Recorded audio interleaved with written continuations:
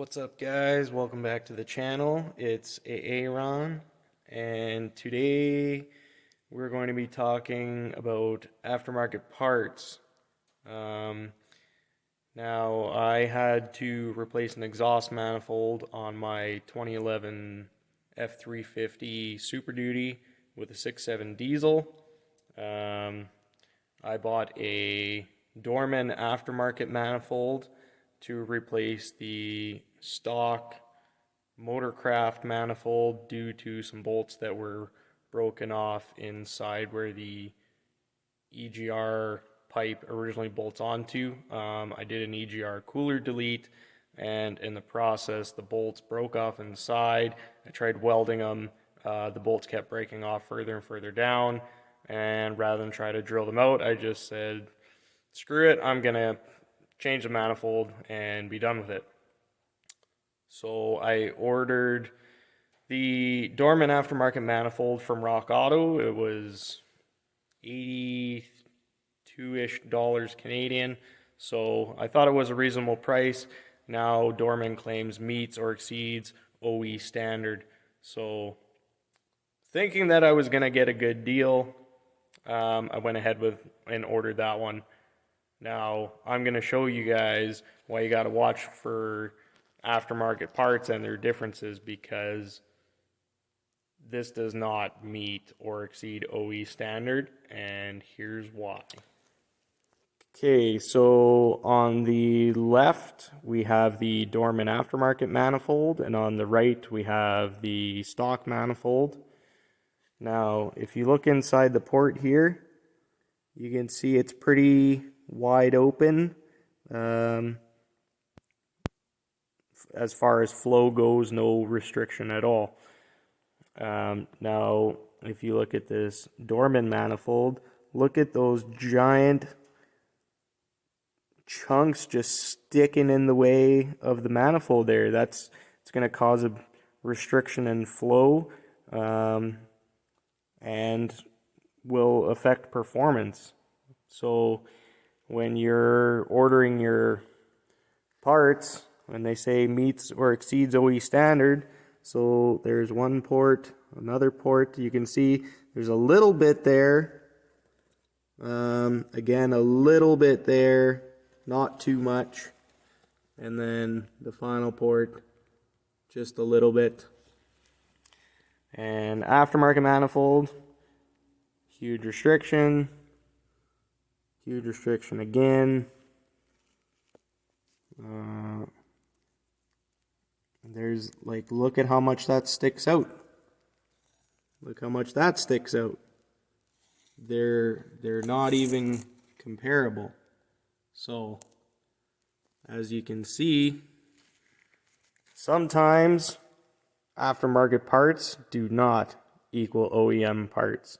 So when everybody's talking about, oh, don't buy dealership parts because they're expensive, sometimes that's not the case. Yes, they do cost more, but look at the product that you're getting. So, not to put down aftermarket parts, but now also the Motorcraft one doesn't say where it's made, but the Dorman, China. So we know for a fact this comes straight from China, but we don't know where the Motorcraft one comes from.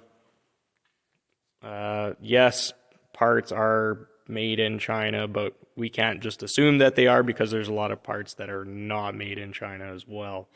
So we don't know for sure, but as far as side-by-side comparison, you can tell that the factory manifold is going to breathe better and flow better, and clearly not restricted like the Dorman aftermarket manifold. So to conclude, when you're buying parts, sometimes, like, obviously I didn't know when I ordered this part that the aftermarket manifold would be restricted like that. Unfortunately, now that I've compared the two, I can see that I probably should have ordered the factory manifold, But at this point, I think what's going to happen is in the hopefully not too distant future, I'm going to upgrade the turbo, and depending on the kit that I buy, it's going to come with either the which side is this? Right hand manifold, or it's going to come with two completely different manifolds, in which case this manifold will be getting replaced again either way. So I'm going to go ahead and install it, run it for now, and then in the future when we do a turbo kit, hopefully we'll be upgrading and getting rid of this manifold for a non-restrictive manifold. And obviously with the aftermarket turbo, we're going to be changing up a few things. So unfortunately we are going to sacrifice for a little bit. I don't think it's going to affect too much. But just as far as quality goes,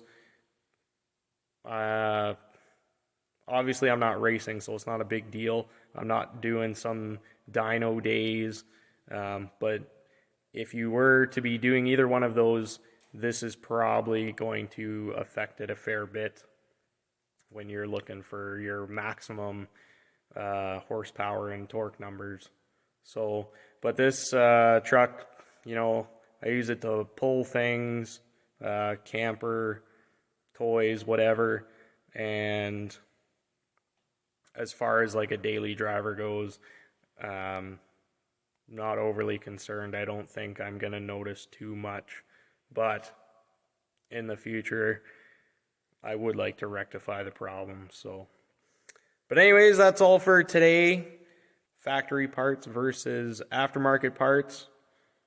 Watch what you're buying. If you can see it before you buy it, like I said, do some comparing. Unfortunately, I'm not going to take the manifold off and look at it and then buy one. Obviously, I wanted the part in and then take it apart.